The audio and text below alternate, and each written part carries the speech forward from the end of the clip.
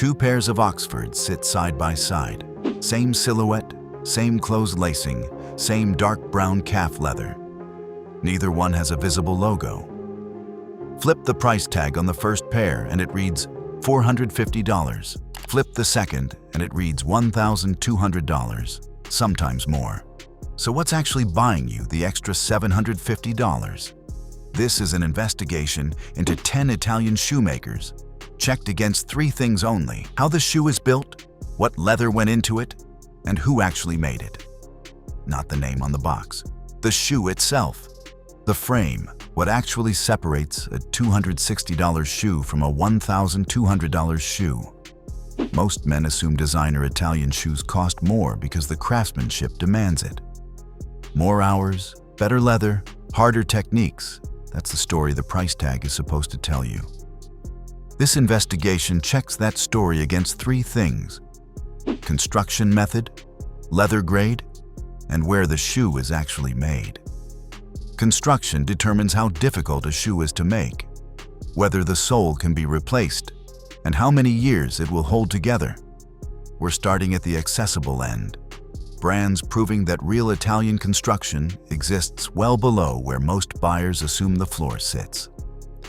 Then we climb, brand by brand, toward makers who force a harder question. Before we're done, the line between luxury label and actual shoemaker gets a lot blurrier than most men expect. Start at the bottom. The entry point: Velasca, Ace Marks, Paolo Scafora. Velasca sells direct, no wholesale markup, no middleman standing between the workshop and your closet. It's made in the Marche region, a part of Italy some call the birthplace of Italian shoemaking. The construction is Blake stitch. A single line of thread runs through the insole, the upper, and the outsole in one pass. No welt sits between the layers. That's what gives Blake stitched shoes their slim, close to the foot profile. But it's harder to fully rebuild once the sole wears through. Pricing starts well under $300. That's the floor. Real Italian construction exists a lot lower than most buyers assume, and Velasca proves it before we've even gotten to the harder cases. Ace Marks works out of a workshop in Parabiago, just outside Milan. Same Blake family of stitching, here called Blake Flex, full-grain calfskin, hand-dyed, hand-burnished. Priced $200 to $300. Paolo Scafora runs smaller. Naples, third generation, everything built by hand. Their construction is Blake Rapid, a reinforced version of the same stitch, with an added line of stitching for durability, still short of a full welt, but tougher than standard Blake. Their bespoke program starts around $2,000 and finishes in 4 to 6 weeks. Fast for bespoke, because Scafora builds on plastic lasts instead of the traditional wooden ones. 3 makers in, and here's where the case stands. Real Italian construction, real regional expertise, prices nowhere close to luxury retail. But all 3 lean on some version of Blake stitching, and that's a fair objection to raise. Blake is simpler to execute than a full welt, which means it's also cheaper. If real craftsmanship is what you're paying for, it should show up the moment the construction gets harder. The construction escalates. Aurélien, Edhèn Milano, Enzo Bonafè. Fair objection. Blake stitching is faster to sew than a full welt, which means it costs less to produce. So if price is actually buying construction, the harder methods should start showing up as we go up in price. Let's test that directly. Aurélien is a Dutch brand, but the shoes are built in a family-run factory in southern Italy, and the construction jumps to Goodyear welting. A strip of leather, the welt, gets machine-stitched between the upper and the sole, instead of stitching straight through both. That welt is what lets a cobbler pull the sole off years later and rebuild the shoe, instead of throwing it out. It's the exact construction luxury brands point to when they justify a 4-figure price tag. And Aurélien prices it well under that. Same district, different focus. Edhèn Milano works out of a workshop in Parabiago, founded in 2016. Every pair is handmade start to finish, offered in both Blake and Goodyear construction. for a fraction of what a boutique charges for the same shelf space. Now, the construction method most shoes never attempt at all, luxury included. Enzo Bonafè has run as a family business near Bologna since 1963, and today it's one of only 2 shoe factories left standing in a region that used to be full of them. What sets Bonafè apart isn't the welt itself, it's how the welt gets attached. Most Goodyear construction stitches that welt to the upper by machine. Bonafè stitches it by hand. Hand welting gives the maker direct control over tension as the needle passes through, letting the fit be adjusted shoe by shoe instead of run through a machine set to 1 tolerance. It also takes dramatically longer per pair, which is why most factories dropped it decades ago. Bonafè kept doing it anyway, uncommon even among luxury ready-to-wear shoes, priced at a fraction of what luxury houses charge. Only 2 people at the factory still do that hand sewing, and both are getting older, with no immediate successors stepping in to replace either of them. About 1/5 of what Bonafè produces each year is white label work, shoes stitched for old, established Italian retailers who put their own name on the box instead of Bonafè's. Old guard Italian boutiques are quietly relying on the same hands building shoes several tiers below in price. 6 brands in. But there's still an argument standing that these are small, independent workshops, operating apart from the manufacturing world that actually builds the shoes luxury brands sell under their own names. The system revealed: Santoni and Antonio Meccariello. What's the manufacturing backbone behind Italy's luxury houses actually made of? And how far is it from everything we've just walked through? Santoni started in 1975 in Corridonia, in the same Marche region that's already come up twice here. Founder Andrea Santoni spent years running production for someone else's shoe company before building his own operation out of a couple of machines in his garage. To be precise, this isn't Santoni makes shoes for other named luxury brands. Nobody's saying that. What it shows is that the manufacturing expertise under a famous label and the expertise under a maker you've never heard of frequently come from the identical regional ecosystem. Same towns, same training pipeline, same generations of hands. Santoni's scale backs that up. Over 500 artisans, roughly 2,000 pairs built every day. Genuinely solid Goodyear and Blake construction, premium leathers, real technique behind the branding. None of that makes Santoni a bad shoe. It widens the picture.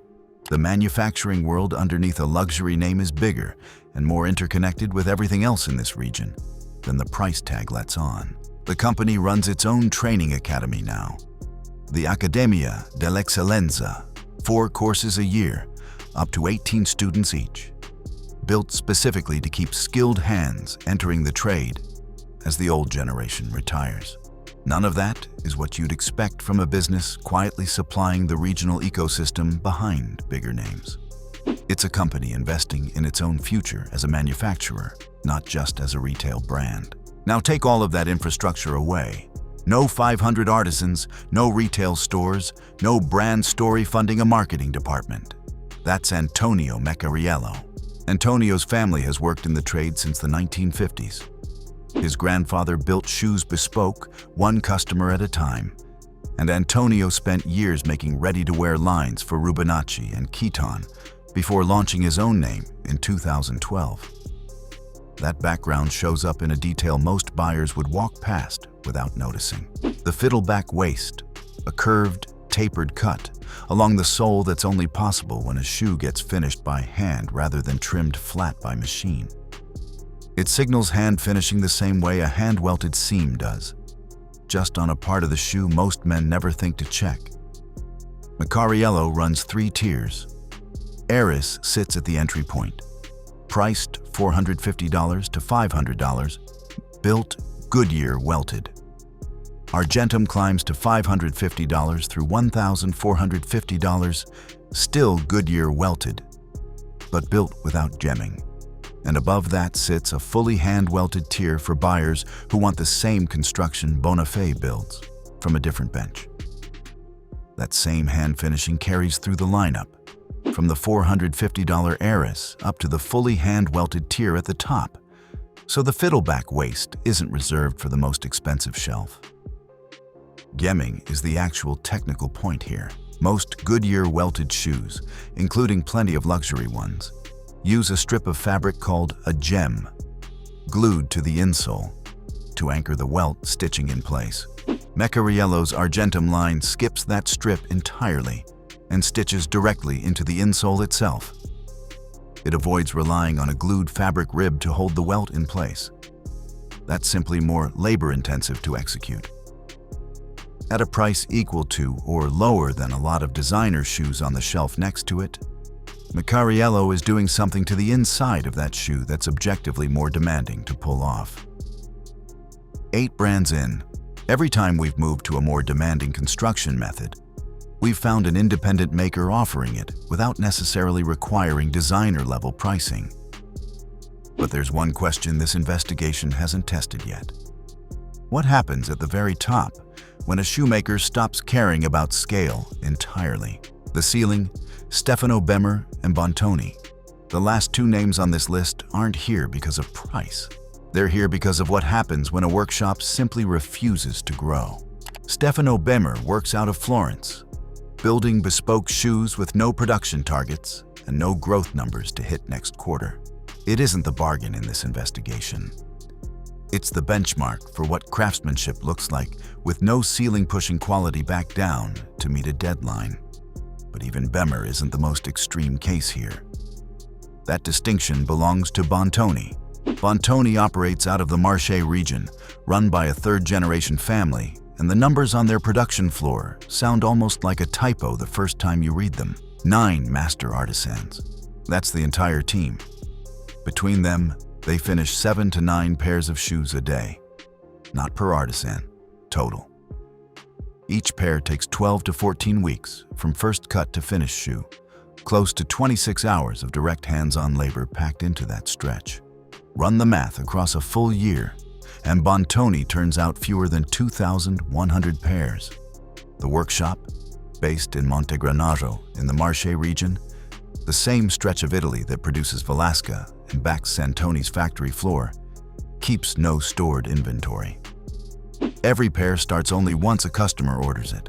Santoni builds 2,000 pairs in a single day. Bontoni doesn't hit that number in 12 months. That's not a limitation they're working to fix. Bontoni's production model is fundamentally at odds with the volume expected from a global luxury house. So land on this. At the very top of this investigation sits a workshop that makes fewer pairs in an entire year than a factory line finishes before lunch. The most expensive thing about a Bontoni shoe was never a logo stitched somewhere on the inside. It's the 26 hours somebody spent building it by hand. The verdict: run all 10 makers back and one pattern never breaks. Construction method predicts what you're actually getting far more reliably than the name printed inside the shoe. Designer shoes can legitimately charge for design, retail experience, service, distribution, exclusivity, or heritage. That's real. But the physical shoe itself, the leather, the stitching, the welt, doesn't automatically get better just because the price does. So before the logo makes the decision for you, ask 3 things. How is it constructed? What leather is actually being used? Who actually made it? Answer those first. The name on the box comes last.